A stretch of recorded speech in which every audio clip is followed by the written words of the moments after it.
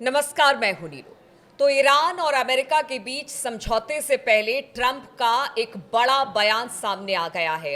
Trump ने जो कहा है वो क्या कहा है और किस तरह से आगे आने वाले दिनों में ईरान इसे लेकर अपनी तैयारी और तेज करेगा, बातचीत करने के लिए मयंक मेरे साथ जुड़ गए हैं। मयंक, ट्रंप का आज का जो बयान है वो कहा जा रहा है कि अब इससे स्पष्ट हो गया है कि ट्रंप की आगे की नीति क्या, रणनीति क्या होगी अगर समझौता नहीं होता है ईरान के साथ। देखिए, ट्रंप की तरफ से एक बयान आया है। ट्रंप ने कहा है कि अगर ईरान के साथ किसी तरह का न्यूक्लियर समझौता, न्यूक्लियर डील नहीं होती है तो ईरान पर इजराइल की लीडरशिप में हमला होगा।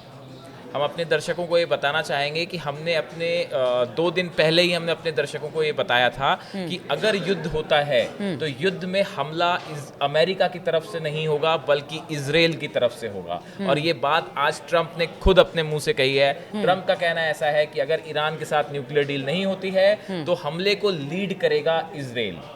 ये एक देखिए, एक प्रकार से अगर इसका थोड़ा हम एनालिसिस करें तो ट्रंप का ये बयान जो है ये ईरान की एक बहुत बड़ी जीत के रूप में भी देखा जा रहा है। कुछ एक्सपर्ट्स ये मान के चल रहे हैं कि ये ईरान की डिप्लोमेटिक स्तर पे और सिक्योरिटी और खुफिया स्तर पे एक बहुत बड़ी जीत है। अब हम ऐसा क्यों कह रहे हैं? पहले दिन से खामेनेई और पूरा आईआरजीसी और ईरान इस बात को समझ रहा था कि अगर हमला होगा तो वो अमेरिका की तरफ से नहीं होगा, वो इजराइल की तरफ से होगा। ईरान ने अपनी जितनी मिसाइल्स हैं, बैलिस्टिक मिसाइल्स जितनी हैं, वो सब की सब जो है तेल अवीव की तरफ टारगेट करके रख रखी हैं पहले दिन से। अच्छा। जितने उनके डिफेंस सिस्टम हैं, मिसाइल डिफेंस सिस्टम हैं, वो सब के सब जो हैं वो इजराइल से हमले के लिए तैयार हो चुके हैं। यानी अंदाजा पहले से था। पहले से था। तीसरी चीज, जितनी खुफिया जानकारियां ईरान को आई उसके मुताबिक जो प्लानिंग की गई वो इस बात के लिए पहले से भांप चुके थे। खामेनेई और ईरान इस बात को पहले से समझ चुके थे कि कोई भी हमला होगा अगर, तो वो संभवतः पहले इजराइल की तरफ से होगा, नेतन्याहू की तरफ से होगा। चौथी बड़ी बात, ईरान के जो सैटेलाइट्स हैं या रूस के सैटेलाइट्स जो मदद कर रहे हैं ईरान की, उन्होंने ऐसा बताया जा रहा है कि इजराइल के जो एयर बेस हैं उस पर कड़ी नज़र रख रखी है। अगर वहाँ पे कोई भी F-16 टेक ऑफ करेगा तो उसकी जानकारी पहले से ईरान को हो जाएगी। यानी ईरान इस बात के लिए पहले से चौकस है कि इजराइल के एयर बेसिस में क्या डेवलपमेंट हो रहे हैं, क्या वहां से किसी तरह की मिसाइल्स फायर करने की तैयारी है या वहां पे फाइटर प्लेन्स जो है टेक ऑफ कर रहे हैं, इसके लिए ईरान पहले से तैयार है। और देखिए एक दूसरी चीज और, जब आप किसी मुल्क पे हमला करते हैं या कोई स्ट्रैटेजी बनाते हैं तो जनरली ये होता है कि वो उस स्ट्रैटेजी को रिवील नहीं किया जाता, उसको बताया नहीं जाता।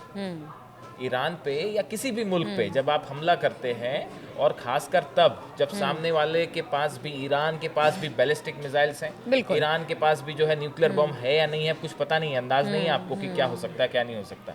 ऐसी स्थिति में अगर आप ईरान पे हमला करें और आपने पहले से ये वार्निंग दे दी कि साहब हमला तो इजराइल की तरफ से होगा या इजराइल की लीडरशिप में होगा, तो ये अपने आप में इसको लेके बड़े सवाल उठ रहे हैं। कई जो सुरक्षा विशेषज्ञ हैं उनका कहना है कि ये बयान नहीं दिया जाता तो ज़्यादा बेहतर था। खैर वो जो भी हो, लेकिन कुल मिला के पिछले, हमने बार बार ये बात को कहा कि पिछले 1 महीने के अंदर जिस तरह से ईरान ने अपनी मिलिट्री का मूवमेंट किया, जिस तरह से अपनी मिसाइल्स का, बैलिस्टिक मिसाइल्स का मूवमेंट किया, फाइटर प्लेन्स का मूवमेंट किया, शिप्स जो है वो ओमान की खाड़ी में उतार दिए, जिस तरह से उन्होंने अपनी सबमरीन्स निकाल दी, ये पूरी तैयारी जो थी, ये पूरी तैयारी इजराइल को काउंटर करने के लिए। मयंक, ठीक है, ये सारी बातें तो हमने की कि किस तरह से ट्रंप ने कहा कि वो जो इजराइल है वो हमला करेगा ईरान पर अगर युद्ध जैसी स्थिति बनती है। लेकिन ये तो पहले से पता था कि देखिए ट्रंप जो है वो नेतन्याहू के पीछे खड़े हैं, और बात ये हो रही है कि हमेशा से नेतन्याहू के कंधे पर बंदूक रखकर चलाने की बात, इस तरह से, मतलब जिस तरह से सोशल मीडिया और बाकी जगहों पर भी चीज़ें होती हैं, तो इसमें नया क्या है? क्या ट्रंप नहीं चाहते कि वो खुलकर इसमें सामने आए?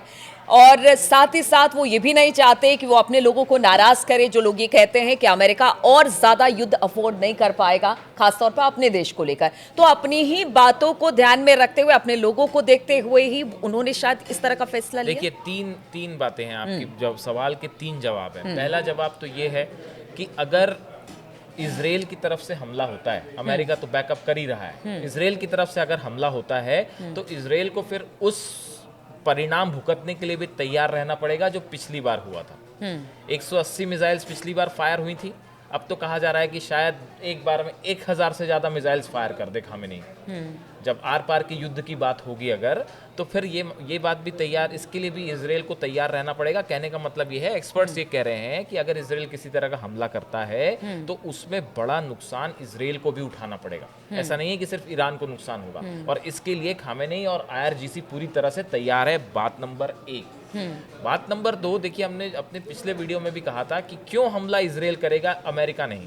आप देखिए अमेरिका के वॉरशिप्स हैं, हैरी ट्रूमैन है, अब दूसरा भी जो है एयरक्राफ्ट कैरियर भेज दिया उन्होंने फारस की खाड़ी में, B-2 बॉम्बर्स भी हैं, लेकिन ये जो मिलिट्री मूवमेंट है ये अभी इस लेवल का नहीं था कि वो ईरान पे हमला हो जाए।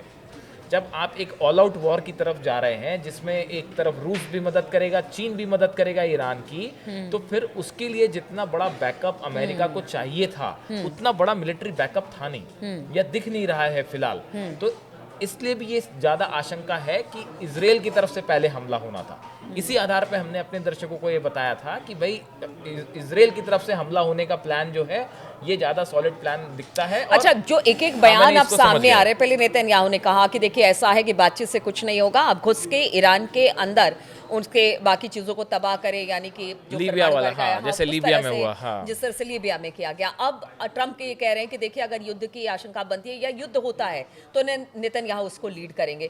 तो क्या जो बैठक नेतन्याहू और ट्रंप के बीच में हुई उसी की स्ट्रेटेजी के बाद इस तरह के बाद एक बयान सामने आ रहा है? बिल्कुल बिल्कुल। देखिए जो ये बैठक हुई, इस बैठक में हमने पहले भी कहा कि इसमें प्लानिंग हो गई है कि आगे क्या करना है। अगर ईरान के साथ टॉक्स होती हैं तो किस शर्तों पे करनी है, टॉक्स फेल हो जाएंगी तो क्या करनी है, ये तैयारी नेतन्याहू और ट्रंप ने कर रखी है।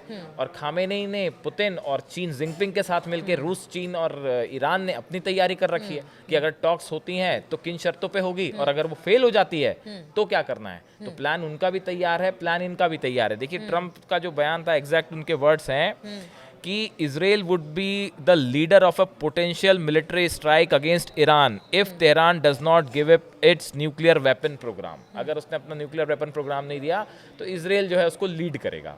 तो आपने जो ये शुरू में कहा कि नेतन्याहू के कंधे पे बंदूक जो है, ये बहुत सारे लोग इंटरनेशनल मीडिया में यही कह रहे हैं कि ट्रंप ने अपनी बंदूक जो है वो नेतन्याहू के ऊपर रख रखी है, कंधे पे।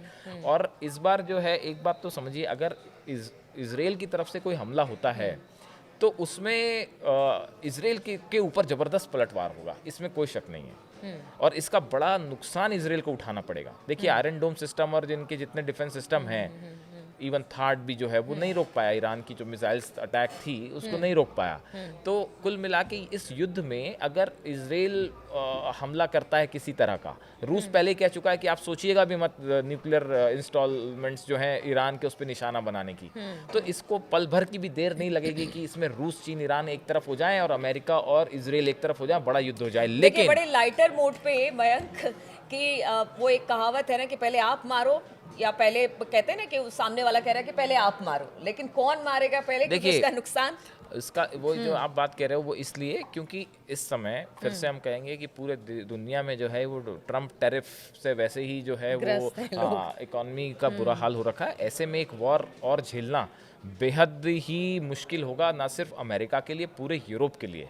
तो ऐसे हालात में बेहतर यही होगा कि इस पे कोई समझौता हो जाए जो शनिवार को है, और अगर नहीं होता है और अगर युद्ध होता है तो फिर उसके बाद ये खामेनेई वर्सेस नेतन्याहू के बीच आर पार की लड़ाई छिड़ने वाली है। देखिए समझौते को एक दिन और बचाए, यानी कि एक दिन शुक्रवार और उसके बाद शनिवार को बातचीत होनी है। अब देखिए शनिवार तक का इंतजार करना पड़ेगा, लेकिन उससे पहले ऐसे ऐसे बयान आ जा रहे हैं जो कि आशंकाओं को और प्रबल कर रहे हैं कि क्या ट्रंप और जो ईरान है वो आमने सामने होंगे। और इसीलिए लगातार उन बयानों को हम अपने दर्शकों के सामने रख भी रहे हैं और ये बताने की कोशिश कर रहे हैं कि किस तरह के बयान समझौते से पहले, अगर समझौता नहीं होता है तो क्या होगा, समझौता हो जाता है जैसा सब चाहते हैं कि समझौता हो जाए तो फिर किस तरह की स्थिति बनेगी। लगातार हमारी नजर बनी हुई है, आप बने रहिए हमारे साथ।